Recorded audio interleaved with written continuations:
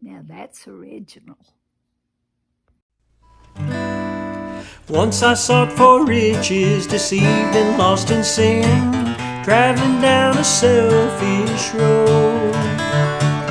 Had no thought of Jesus, would not let him in, and the seeds of sin I had sown. I was all alone, lost upon the sea, when the Savior found me, showed me what was best for me.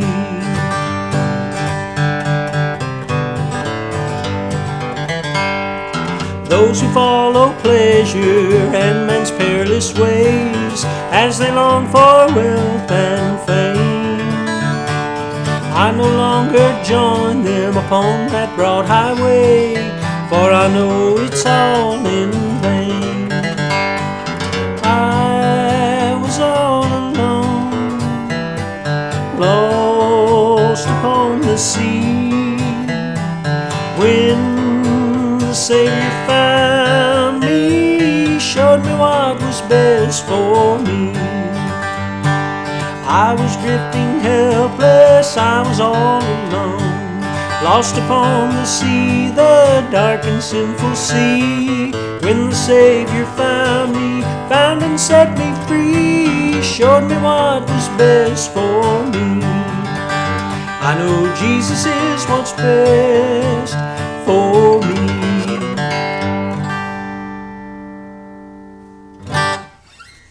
Welcome back to Original Thursday. That was an attempt at a song that Pap wrote called He Showed Me What's Best for Me. Before I talk a little bit about the song, I have another YouTube channel that I'd like to recommend to you. It's called The Dreaming Piano 1445, and I'll put a link in the description below.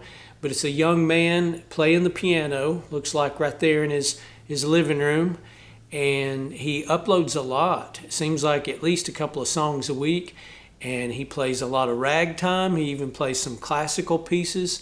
I never see sheet music there, so he's playing it all by ear. And he doesn't look to be, to me, more than about 13 or 14 years old, and just an amazing piano player. So go check out his channel. I know you'll enjoy it. That song that I just sang for you was Pat probably wrote it in the late 60s, maybe the early 70s, and it did appear on the Words of Life album. Right here, it was track number 4.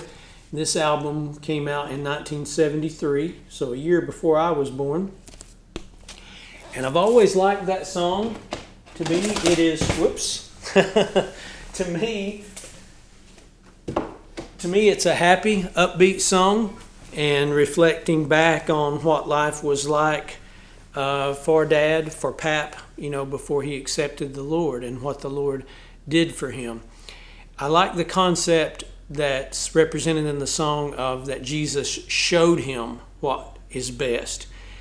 As somebody who used to teach writing, there's an old expression in when it comes to writing, it's always better to show your reader something than to just tell them something. So I like the way that Pap worked that concept into the song, as if he and Jesus, which is what Jesus said in the Bible, he said, "Come, let us reason together." And so the way I think that song speaks, or what it indicates, is that through that dialogue really with Jesus showed Pap, this is what's best for you. This is the path. It's not the only one, but this is going to be what's best for you, Jerry, in your life. And it's a very short song. I'll put a link in the description also below to a review that I did with a couple of my first cousins of this album. And in that video, I asked them, how long do you think that track was? And I'd have to look back, but it seemed like they guessed somewhere around the 2-minute mark. But it's only 1 minute and 24 seconds long, so it's a very short song. But it was one of my favorite tracks on the album. Not just because of the song, but because of Uncle Henry's electric guitar playing also. I really liked it. There's no steel in it. And you'll be able, by the way, you'll be able to hear that track at the end of this record. I think the tempo probably sped up a little bit, but that's okay. When you listen to the track, you can see what you think. Definitely it's better to speed up, I think, than to slow down on a peppy song like that. I don't think, well, I know there's no steel in it. I don't think there was there a snare drum? I'm not sure. It may have just been the two flat tops, Pap and Ray, and then Uncle Henry on the electric, and then the bass player. I don't recall ever hearing Pap and Ray sing this song live anywhere, not a single time, which is kind of disappointing because, like I said, I always liked the song. I can kind of see, because it's not a very easy song to pick well if you're just a flat picker like I am on a flat top guitar. So it could have just been that, when they were playing without Uncle Henry, they just chose not to do that song. I've mentioned at other times in other videos that I feel like if Pap and Ray made one mistake, it was not singing enough of their own original material and doing too much covering of the Louvin Brothers and Reno and Smiley. And I kind of have a theory on one reason they maybe didn't perform that song very much. If you hear something going on, that's Matt out there scraping our road with his tractor. That theory is that a lot of Pap's songs, well, not a lot, but some of Pap's songs had almost a Louvin Brother equivalent song or a very comparable song. Very not similar in the sense of melody or lyrics, but sort of similar in terms of the category of song. And so, for example, Ira wrote a song, You'll Be Rewarded Over There. Different tune, different idea, different lyrics, but it would almost check the same box in terms of category of song. I don't think that song influenced this song whatsoever, but it's also on this record, by the way. It's on the B-side, You'll Be Rewarded Over There, Louvin Brothers song that Pap and Ray recorded. But like I say, it just kind of checks that same box. And so what was going to be easier, to perform something that you've already heard, that somebody else already arranged, they already worked everything out on it, or something that you develop on your own? It's much easier to do a cover song than it is to work out a good quality performance or arrangement of an original song. Another example, on this channel you can find me and Jamie Shook singing one of Pap's songs, Salvation to All, which is a great, upbeat, fast tempo song. And if you look in the Louvin Brothers catalog of songs, they have The Gospel Way. Different tune, different message, different lyrics, but same sort of category of song. Kind of checks that same box. So now Dad and Ray did perform that song some, but they probably performed it, when I say that song, Dad and Ray did perform Salvation to All, Pap's song, but they probably never performed it near as much as they performed The Gospel Way. Why?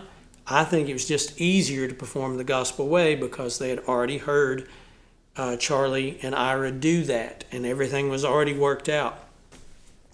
And another sort of factor in that whole situation is that a lot of audiences, they want to hear songs that they've heard before.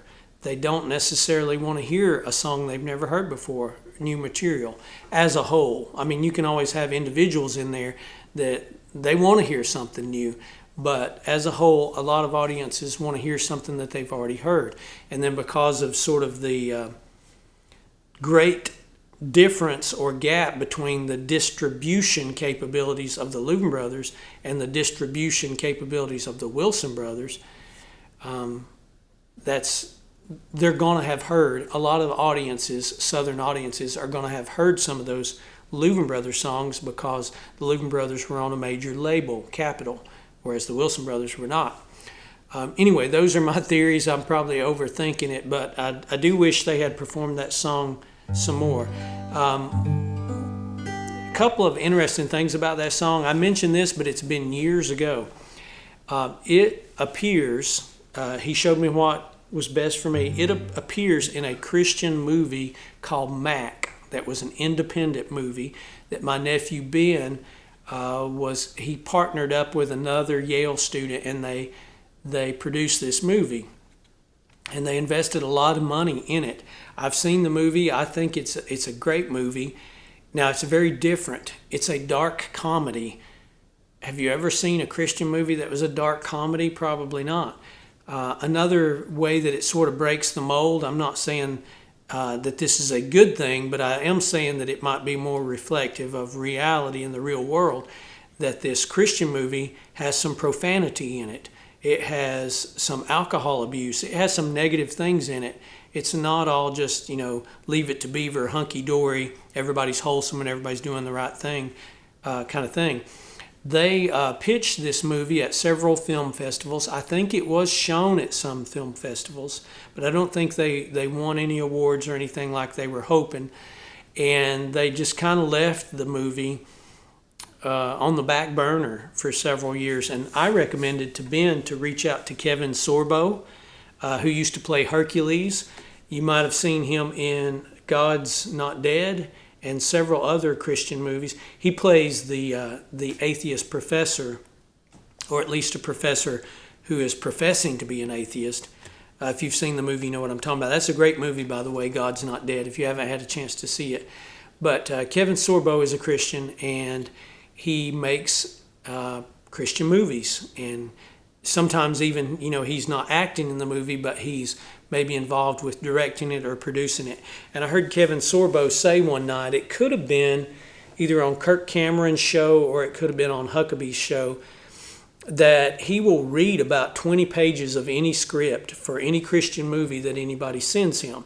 And he says, if I don't like it by 20 pages, I'm moving on, but I will at least read it, which is more than what a lot of people will do. A lot of people, if it's something unsolicited, they're not going to pay any attention. So I had suggested to Ben, why don't you send Mac, maybe the script and the movie that you've already filmed, send it to Kevin Sorbo and see what he thinks. And Ben was like, maybe. So right before I made this video, I texted Ben and said, hey, did you ever send Mac to Kevin Sorbo? And he said, no, but we are producing the DVDs currently. So apparently this movie, Mac, that my nephew Ben helped, he's not acting in it, you won't see him in it, but he helped to write it and direct it and produce it. It's an independent Christian film. So when it's available on DVD, I'll let you know. Tipper may let people know on her channel, and then you can order the DVD if you want. But anyway, that song, he showed me what was best for me, is playing in the opening credits of the movie and some of the opening scenes. And Pap is also heard at the end of the movie in the credits singing a beautiful old hymn, God Be With You Till We Meet Again, just him and his guitar. So I got a little sidetracked there, but I just thought you would be interested to know that that song that I just sang for you may eventually be out there in an independent Christian movie DVD. It's kind of funny. I'll share this with you. When Ben asked me for permission to use the song and asked me how much royalties that the film company would have to pay, and I said, well, you don't have to pay anything. That's your grandfather's song. You just use it, But anyway, one more interesting thing about the song that I just sang for you that I'll share is, before I do that, let me remind everybody that you can buy an original issue of this record, The Words of Life.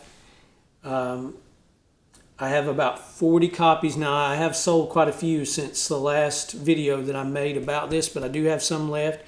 And you can email me. I'll put my email address in the description below. Or you can send me a PayPal payment. They're $50 plus no shipping. But if you can't pay $50 and you want a record, you just send me what you can pay or what you want to pay. Even if you can't pay anything, you let me know if you want one of these records, and I'll send it to you. And my mailing address will also be in the description below if you prefer just to kind of do the old-timey method and mail me a check or a money order. But anyway, I'm excited about getting these out there where people can hear them. They've been sitting in a box for 52 years, and it's time for them to be out there where people can hear them. Now, the other neat thing about, I'm going to drop it again. I'll break this record on camera if I'm not careful. Another cool thing about the song that I just sang for you is that it was heard by someone in India. This is kind of neat that we're talking about this right now, because if you follow Haley's Mandolin Ranch House, that channel, which is one of Doyle Dyke's daughters, if you follow that channel, or I think even Doyle mentioned it on his channel, they recently they went to a big church out in Texas. It was a gathering, and there was folks there talking about mission trips to India and ways to spread the gospel in India. And there's a lot of people in India, right? You know, what, over 1 billion? Anyway, the song that I just sang for you, it was heard by someone in India. And I should have looked up the gentleman's name. I'll put it in the description below, or maybe at the bottom of the screen. And someone in India made a lyrics video for the song. He showed me what was best for me. If you're not familiar with lyrics videos, they were really popular in sort of the early days of YouTube, where you know, it costs a lot of money to make an actual video with actors and a script and, you know, all the full production. So some people would just do lyrics videos of their original material, and you would just see the lyrics appear on screen, usually in some sort of creative way, like a lot of colorful font, and the timing or sequencing of the lyrics would somehow be interesting. That's kind of like a fad that sort of came and left. But anyway, this gentleman, I can't even pronounce his full last name, and I think he sort of came up with an Americanized first name to make it a little bit easier to communicate when he was asking me about doing this. I'm sorry, I can't remember his name. I should have looked it up, but I will have it on the screen in the description below. He made this lyrics video. I thought it was just amazing. I shared it with my family, you know, when he sent it to me. Of course, I posted it here on the Blind Pig channel, shared it with some of my friends, and I didn't get that much of a reaction out of it, honestly. Everybody was like, yeah, that's good. And that was kind of it. But maybe they didn't watch as much Schoolhouse Rock as I did growing up, because to me, the way this gentleman created this lyrics video, the font style and just the way that it shows on the screen, it really puts me in the mind of Schoolhouse Rock, which is kind of fitting because this song was done in the 1970s. And I thought it was so clever. And a while back, I sang one of Pap's songs, Jesus Is My Choice, and the last chorus, I sang the little repeat / halftime parts that Pap would have sung, because, of course, I'm singing it solo, just one person. And of course, I sang them as lead. I didn't hit harmony notes, but I did the timing the way he did the harmony, if that makes sense. Well, I did the same thing just a moment ago when I sang this song.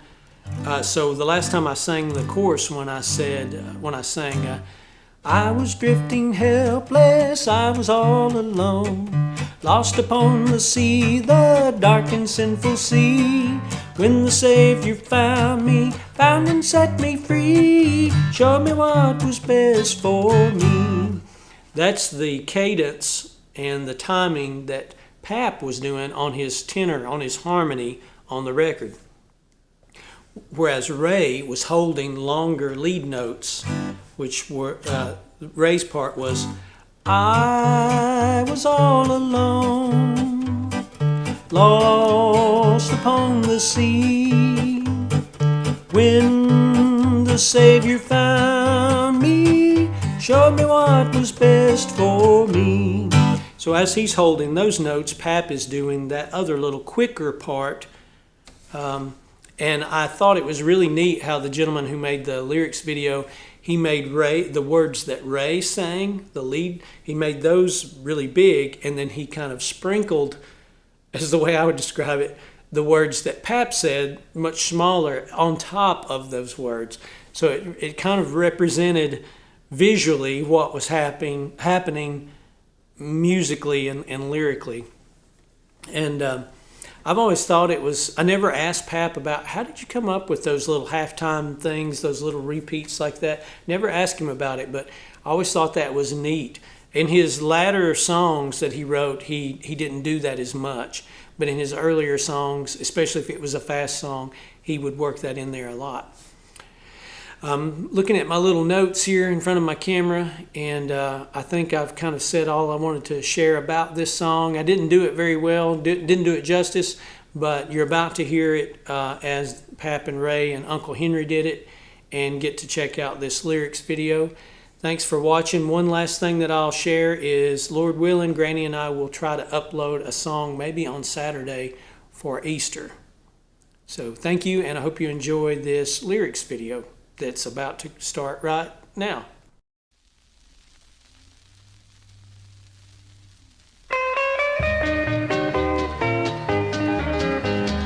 What's a song for if you deceive and walk in sin, traveling down a selfish road, when the thought of Jesus would not let him in, and the seeds of sin I sowed.